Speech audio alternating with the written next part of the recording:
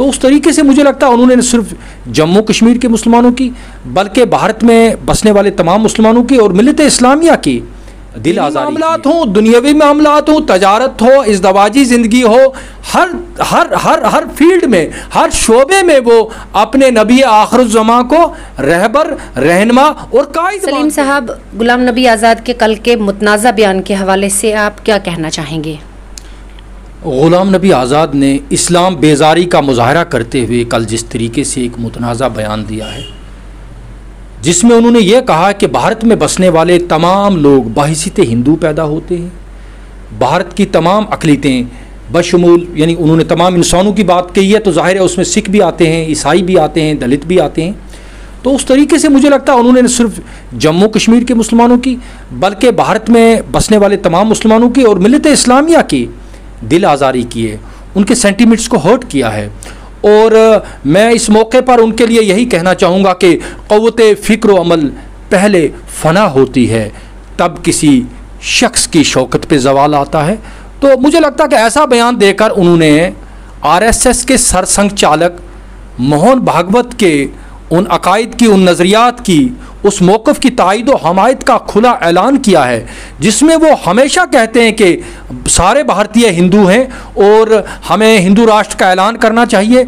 और आरएसएस को मुझे लगता है कि ग़ुलाम नबी आज़ाद की सूरत में एक बहुत बड़ा सपोर्टर, एक बहुत बड़ा हिमायती मिल गया है। तो इससे ज़्यादा मैं और कुछ नहीं कह सकता इस बारे में।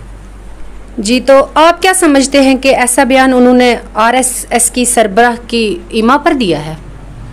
मैं ये तो नहीं कहूँगा कि उन्होंने आरएसएस के सरबराह की ईमा पर दिया है, लेकिन एक बयान अगर आप देखें कि उन्होंने आरएसएस के मौक़िफ़ की तायद व हमायत की है और ये कहना कि यहाँ पे सब लोग जो है सारे लोग बहैसियत हिंदू पैदा होते हैं। फिर उन्होंने कहा कि इस्लाम तो अभी 1400-1500 साल पहले की बात है। फिर उन्होंने कहा कि कश्मीर में जो है 600 साल से पहले इस्लाम का कोई वो ज़हूर नहीं था। तो मुझे बताइए, हमें इस्लामी फ़िलासफ़ी में ये बताया गया है, इस्लामी तालीमात में हमें ये पढ़ाया गया है कि इस्लाम जो है दीन फितरत है, और हमें ये बताया गया है इस्लामी फ़िलासफ़ी में कि हज़रत आदम अलैहिस्सलाम जो है अल्लाह के पहले नबी थे जिनको ज़मीन पर उतारा गया। ठीक है जी। और अगर हज़रत आदम अलैहिस्सलाम पहले नबी थे तो इस्लाम को 1400 साल से जिस तरीके से इन्होंने जोड़ा है तो वो क्या तुक बनती है। तो मुझे लगता है कि ग़ुलाम नबी आज़ाद न सिर्फ इस्लामी तालीमात से दूर हैं, न सिर्फ ये कि उनको मुझे लगता है कि बिल्कुल ही ग़ुलाम नबी आज़ाद उनका सिर्फ नाम है, उनका दूर दूर से भी कोई नॉलेज नहीं है इस्लाम का। मुझे लगता है ना उनकी तरबियत हुई है इस्लाम की माहौल में और ना उनकी तालीम हुई है, वरना वो इस तरह के बयानात न देते। और आपको मैं बताऊं कि 2007 में जब वो जम्मू कश्मीर के वज़ीर आला थे, तब 2 अक्टूबर 2007 के आप अखबारात निकाल लीजिए, गांधी जयंती के दिन ग़ुलाम नबी आज़ाद ने श्रीनगर में एक बहुत बड़े मजमे से ख़िताब करते हुए लोगों से ये कहा था कि आपको आखिरत में कामयाबी हासिल करने के लिए बेशक हुज़ूर नबी करीम सल्लल्लाहु अलैहि वसल्लम के तरीक़े को इख्तियार करना होगा, लेकिन अगर आपको दुनियावी कामयाबी हासिल करनी है, अगर आपको पॉलिटिक्स में कामयाबी हासिल करनी है, तो हमारे लिए बेहतरीन नमूना हयात जो हैं वो महात्मा गांधी हैं। और इस पर रिजेंटमेंट हो गई थी, ओट क्राई हुआ था, लोगों ने गम और गुस्से का इजहार किया था, मुजाहरे हुए थे। और उस वक्त के अखबारात आप देख लीजिए, उस वक्त के मुफ्ती आज़म मुफ्ती बशीरुद्दीन ने इनसे अपोलॉजी जो का मुतालबा किया था कि आपको तौबा करनी चाहिए और आपको मुसलमानों से माफ़ी लेनी चाहिए। और उस वक्त सैयद अली गिलानी ने इनको तफ़हीमुल कुरान का एक मुकम्मल सेट पेश किया था और इनसे गुजारिश की थी कि आपको इस्लाम का मुताला करना चाहिए।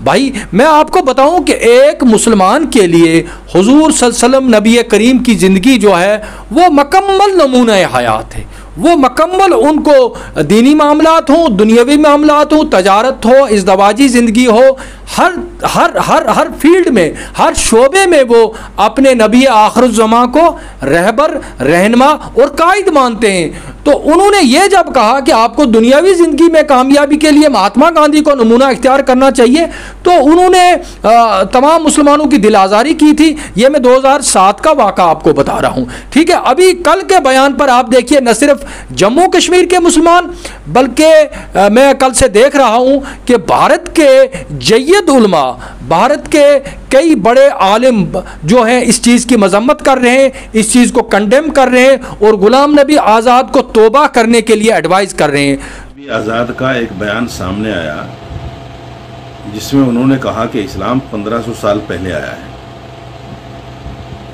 कितनी मूर्खता और बेवकूफ़ी वाला बयान है। मैं उनको बता दूं कि दुनिया का जो सबसे पहला इंसान, जिसको हम हज़रत आदम अलैहिस्सलाम कहते हैं, जो सबसे पहला नबी था, सबसे पहला मैसेंजर ऑफ गॉड था, जो हिंदुस्तान में आया, शायद उनको इसकी जानकारी नहीं है, क्योंकि ये सियासी लोग, इनको दीन से कोई लेना देना होता नहीं है।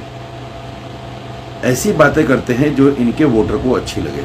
तो मुझे ये लगता है कि ग़ुलाम नबी आज़ाद को जब से भारत के वज़ीर आज़म ने वो मगरमच्छ के 2 आंसू बहाकर भारत की पार्लियामान से अलविदा किया है, तब से इनका ऊट पटे बयानात आने शुरू हुए। पहले तो उन्होंने अपनी उस जमात के ख़िलाफ़ ऐलान जंग किया जिस जमात ने इनको ज़र्रे से आफताब बनाया था, इनको पहचान दी थी, इनका कद बनाया था, इनको दुनिया भर में इंट्रोड्यूस किया। उसके खिलाफ इन्होंने शुरू किया कहीं जी G23, फिर इन्होंने ऐलान किया कि मैं बहुत बड़ी जमात बना रहा हूँ, ठीक है जी, कश्मीर से कन्याकुमारी तक, और हम इनकलाब लाएंगे। वो भी हमने ड्रामा देख लिया। फिर इन्होंने एक ऐसी जमात बनाई जिसका अभी तक वो नाम का झगड़ा चल रहा है, और वो जमात जो है दिन ब दिन सिकुड़ती जा रही है, सिमटती जा रही है। अभी हालिया दिनों में बहुत से लोग उससे भाग के कांग्रेस में वापस चले गए।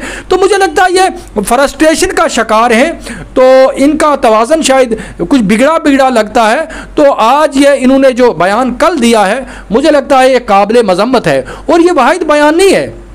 आप देखिए, पिछले कुछ दिनों से ग़ुलाम नबी आज़ाद ने चंद रोज़ पहले एक ट्वीट किया, और ट्वीट में कपिल सिब्बल के साथ अपनी एक तस्वीर जो है वो ट्वीट करके ये दावा किया, और कि हम जो है 370 और 35A की लड़ाई जो है बड़ी बहादुरी से सुप्रीम कोर्ट में लड़ रहे हैं।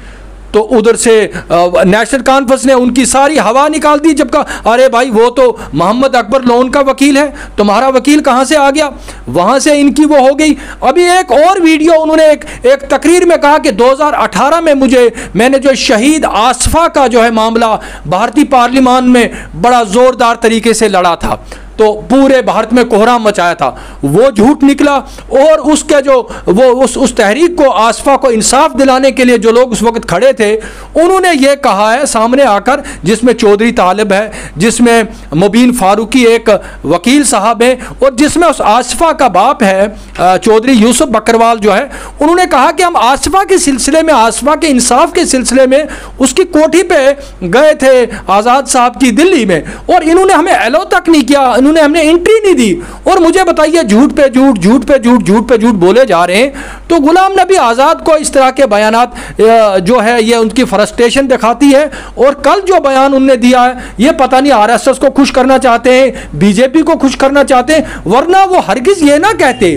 देखिए, ये इस्लाम की बुनियादी फिलॉसफी से मुतसादिम है बात कि इस्लाम तो 1400 साल पहले था और 600 साल पहले कश्मीर में कोई मुसलमान ही नहीं था। अरे भाई, जब से ये इस्लामी में अपना ज़ाती नहीं बल्कि इस्लामी तालीमात में बताया गया कि इस्लाम दुनिया का कदीम तरीन मज़हब है, और हज़रत आदम से लेकर ईद में यानी आज तक जो है ये सब जो है ये एक मज़हब है, ये इस्लाम है। तो उन्होंने इसकी नफ़ी की है। तो मुझे लगता है कि उनको जो है, मेरी गुजारिश है कि उनको तौबा करनी चाहिए, उनको रुजू करना चाहिए, और उनको मुसलमानों से जो है हाथ जोड़ के माफ़ी लेनी चाहिए।